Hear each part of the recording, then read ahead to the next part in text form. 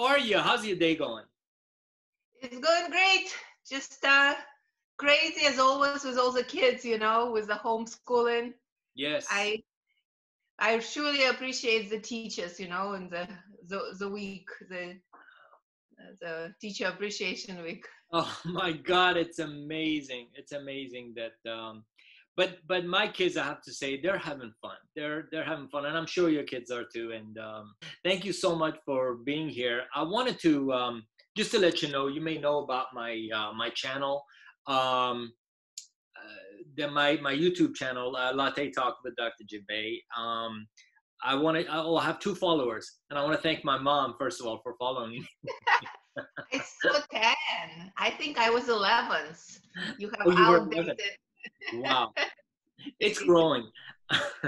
So I started this because I love people, and I love talking, and I love connecting, and I love just the relationship, especially at my work. And I wanted to interview inspiring, awesome, and all of my friends are inspiring, and they're all awesome. But I wanted to get people who want to get their message out to the public, and I want them to be an example of motivation. And if anyone can get inspired by any of these interviews, yesterday I posted one with Sharon, which I know you posted in your old community, and I want to get to your old community in a second. But thank you for doing that.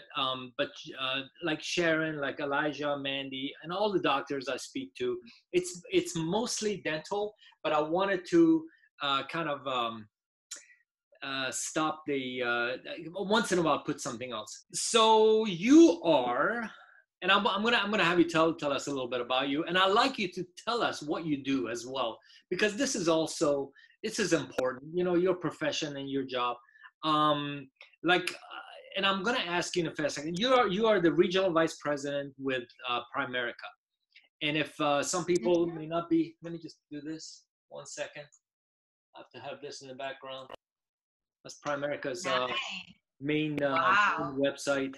I came prepared. If that gets distracting, I'll move that in a second.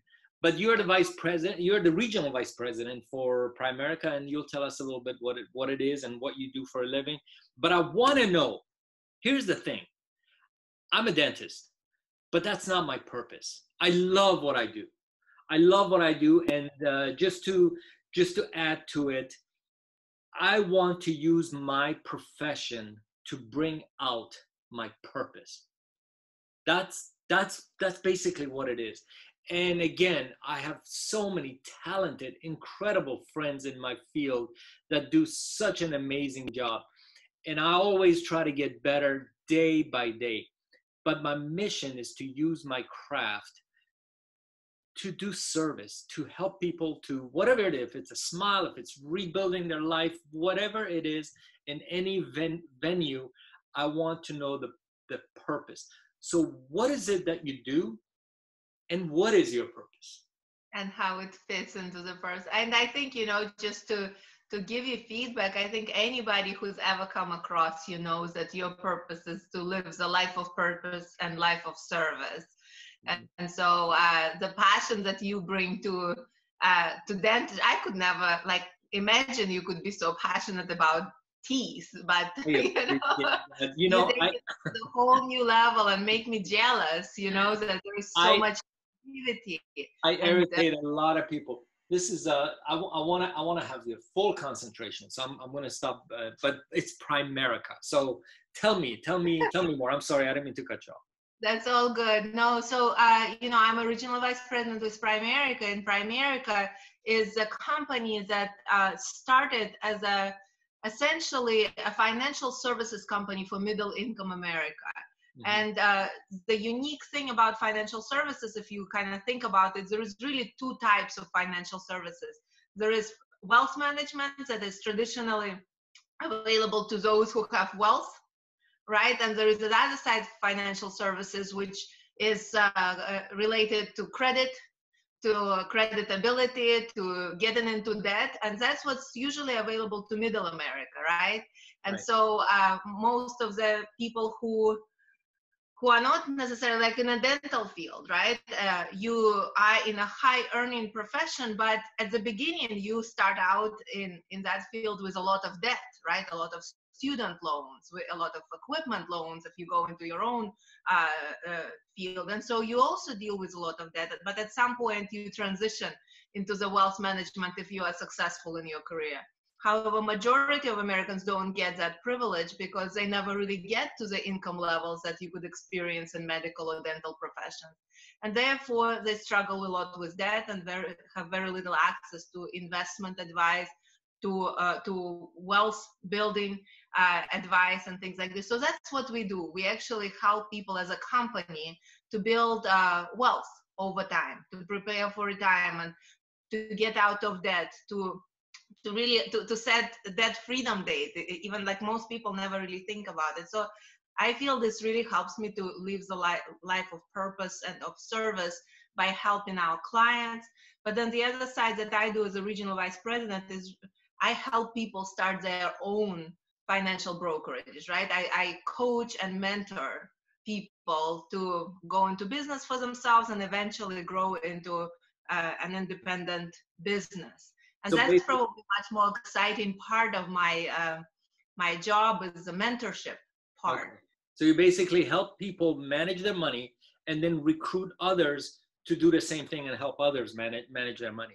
Pretty much. So I think the unique aspect of the business is that we hire people to work part-time, which these days is especially important, right? Because a lot of people are losing their incomes or losing partially their incomes. And so the really cool stuff or cool angle of Primerica is that we don't look for people who have financial background. It's almost a detriment. We look for people who actually love people, who have great credibility, who serve the community. So we have a lot of teachers.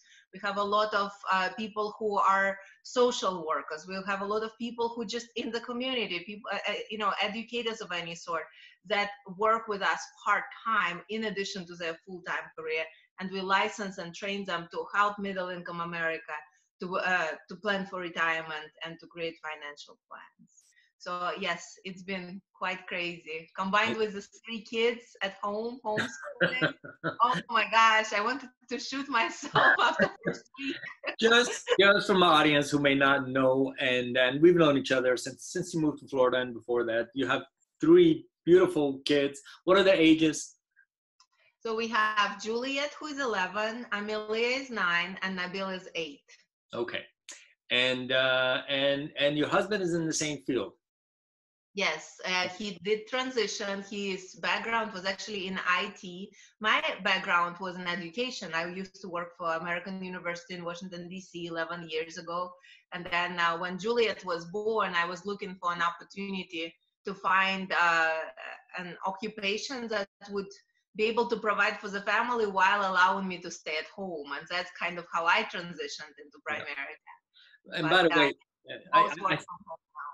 sorry, I sound like I don't know your husband. He's one of my BFFs. So I know you guys have road trips in the past, right? No, just such a beautiful family. And now let's get into it. Now we know what you do, but I want to know about your human connection that we talk about. We want to talk about the unity that you believe in, and also the community that you have built, and what you had with I think it was called Coffee with Humans. But tell me about that more. Let's get more into the relationship and the connection.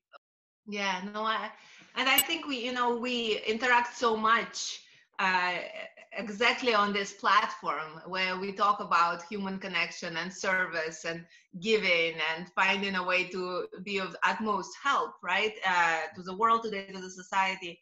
And because we are both Baha'is, right? And as in the Baha'i faith, we believe that, humanity is one, and there is this new age coming where people would realize that, we are all equal regardless of the race, that, men and women are equal. There's so many principles that are really, you know, very hard to fight against these days, right?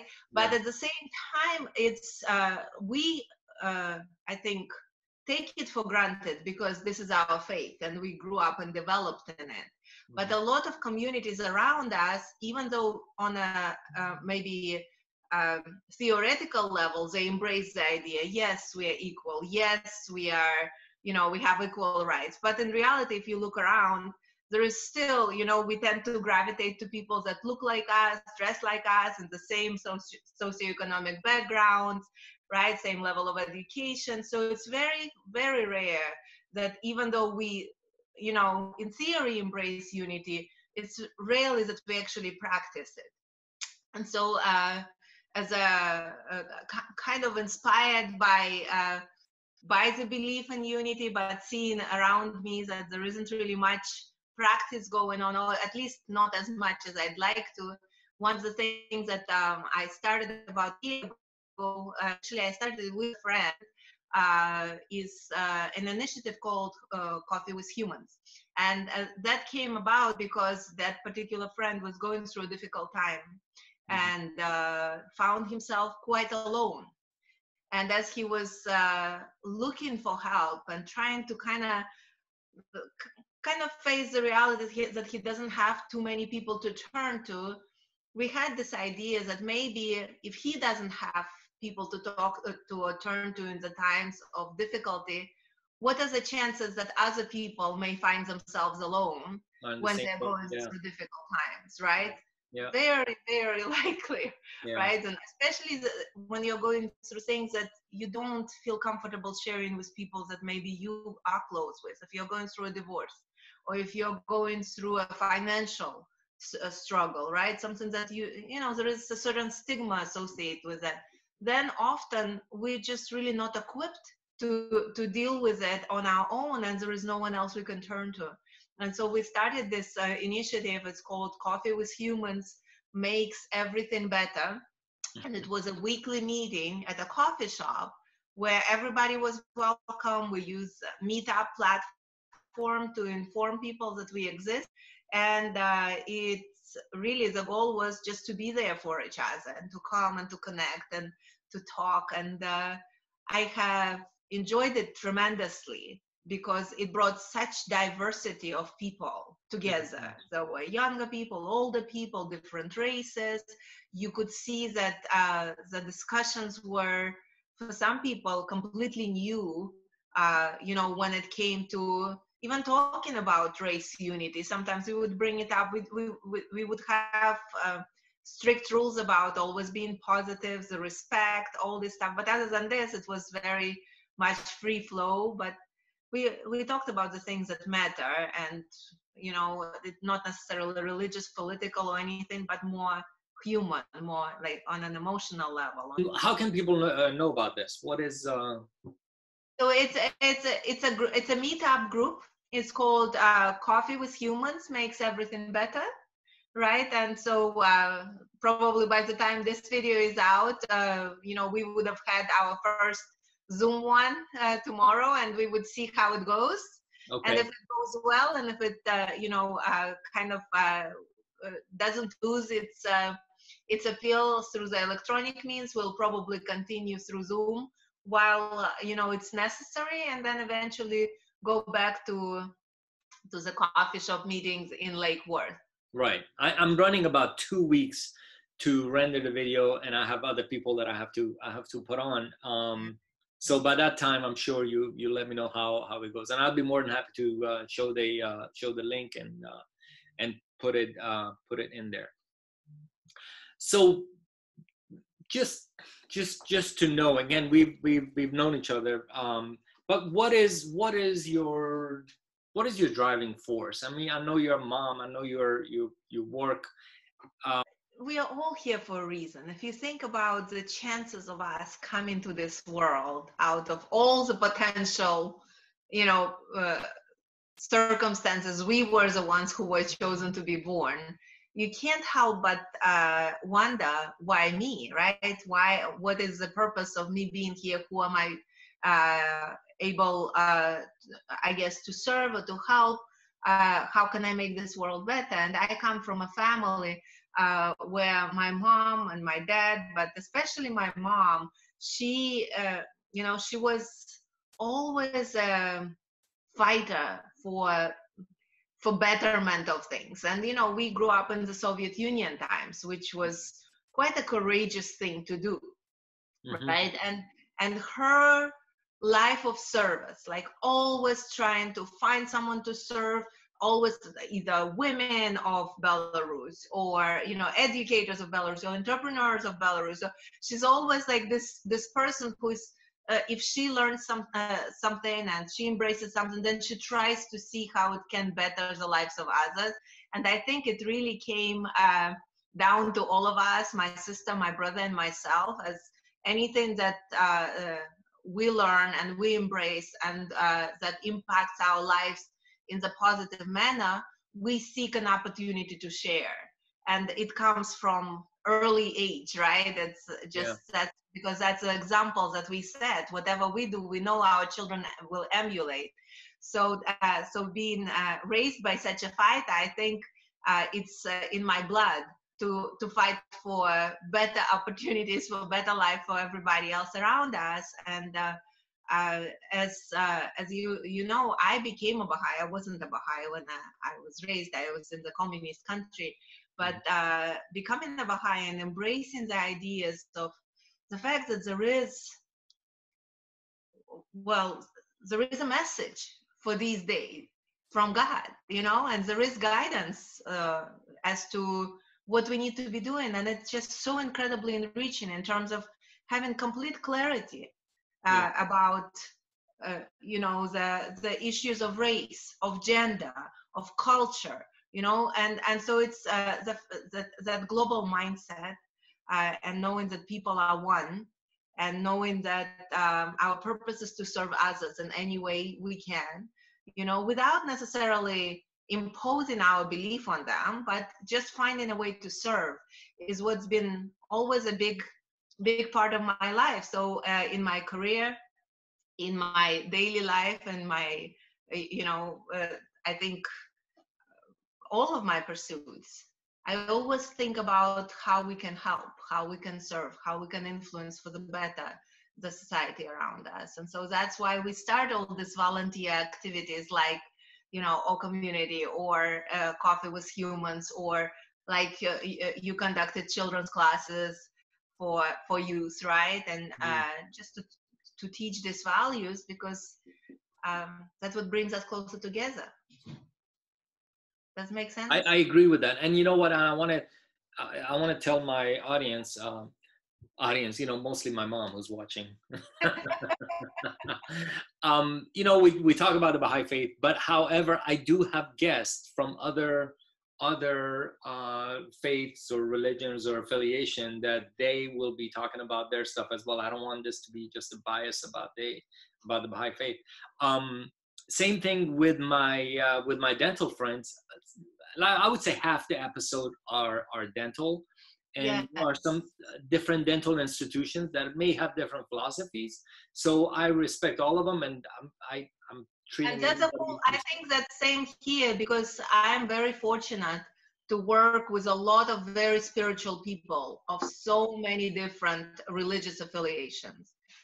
So I think it's a beauty of our particular faith, is that we believe that all faiths are true and all faiths are from God, and there is great appreciation for the variety and diversity of religions that are present right now in the world. So that's why I never really feel the need to impose my beliefs on others. I think my beliefs inspire me to be the best I can be, and people have found their ways and their paths in many different circumstances, and they're walking their paths of service, and I'm grateful for every single one who is trying to serve, whether they be a Christian or Muslim or Buddhist, or there's so many beautiful faiths, Jewish people, right? So I love the diversity of it. And it's just, you asked me what's my driving force was, And for me, it's interesting.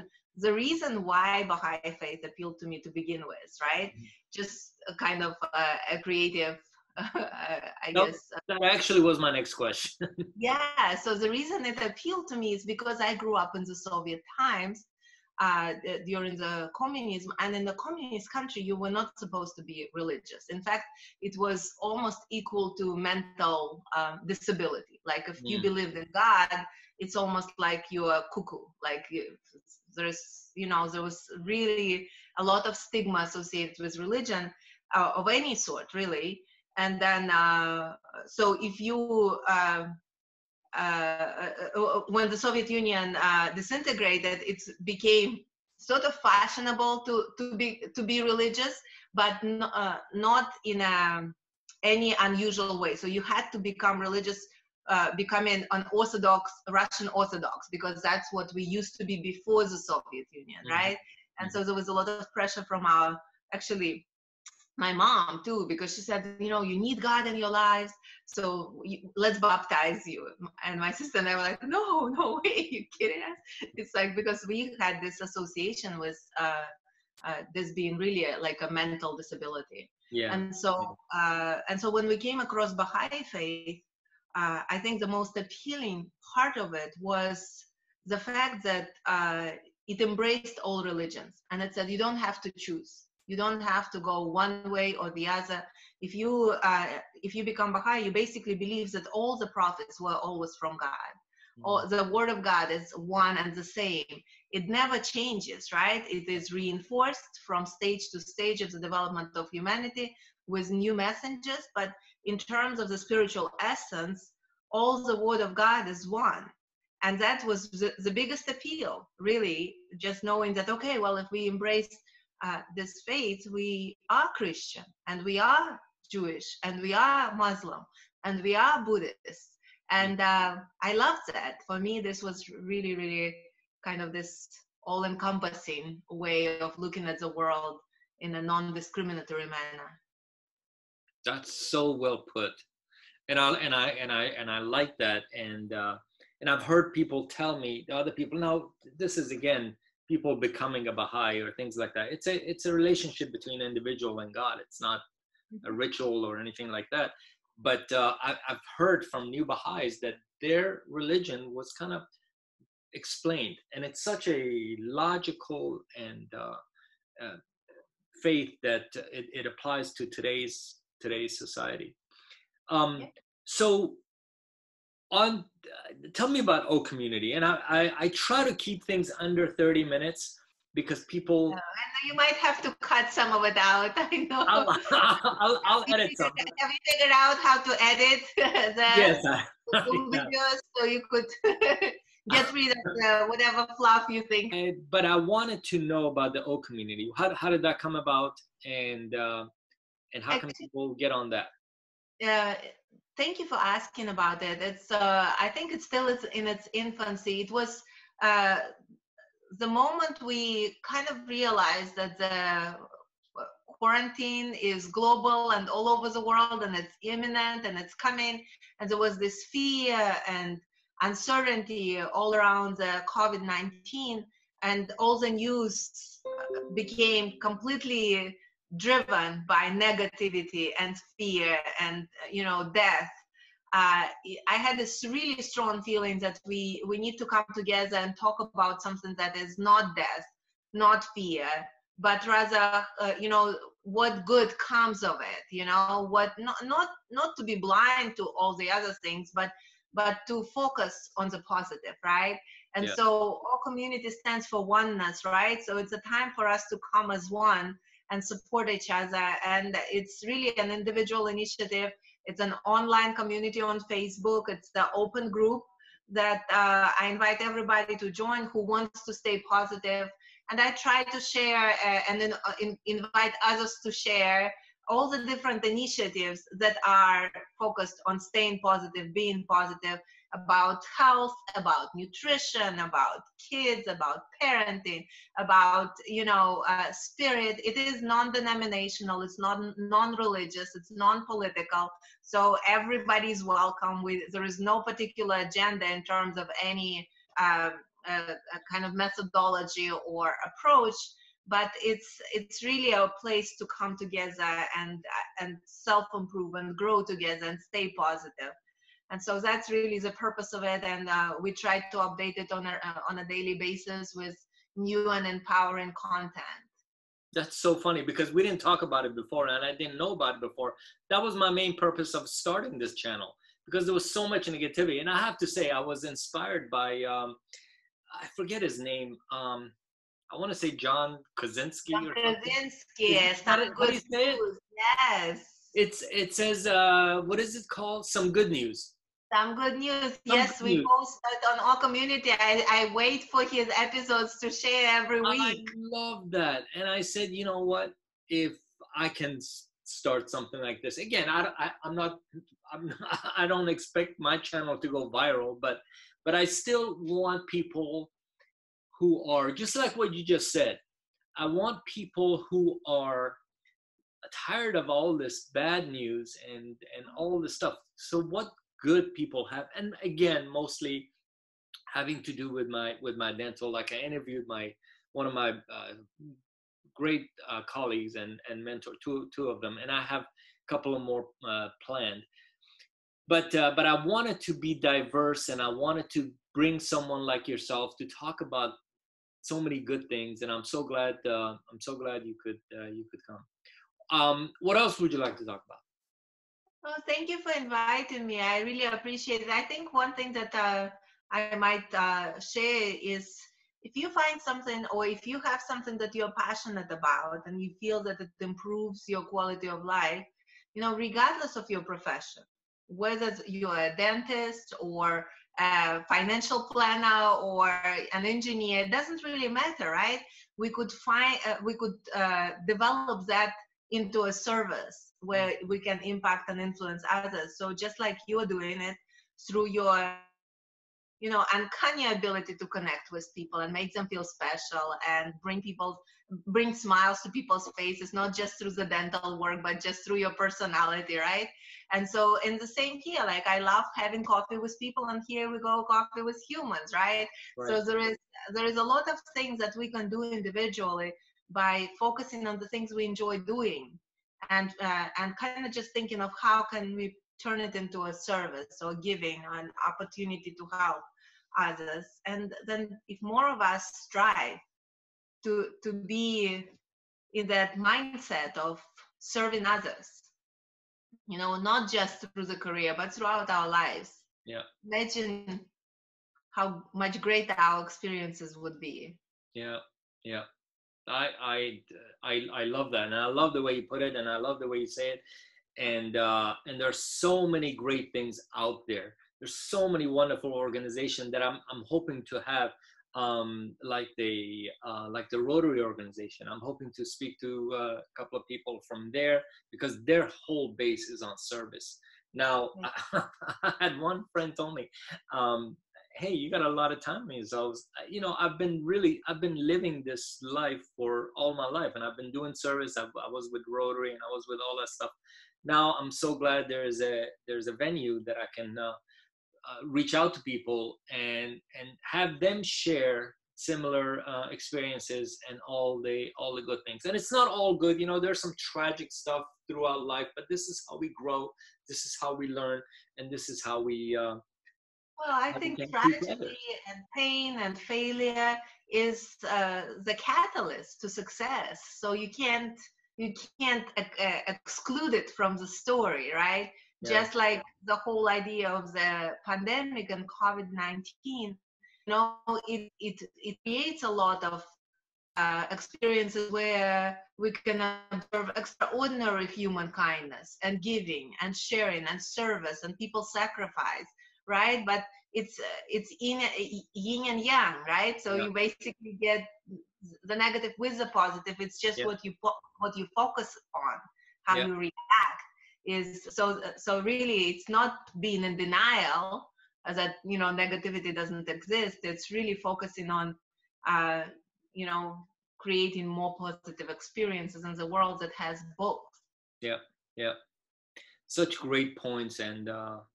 And I really appreciate your time. I know you're busy, and I know you got so many things, and you got busy life. And thank you for taking the time to being with me. I'm hoping to render this within the next couple of weeks, and I will share any links you like me to share, and I will put it in the description, and I will put that on the channel. And Thank you.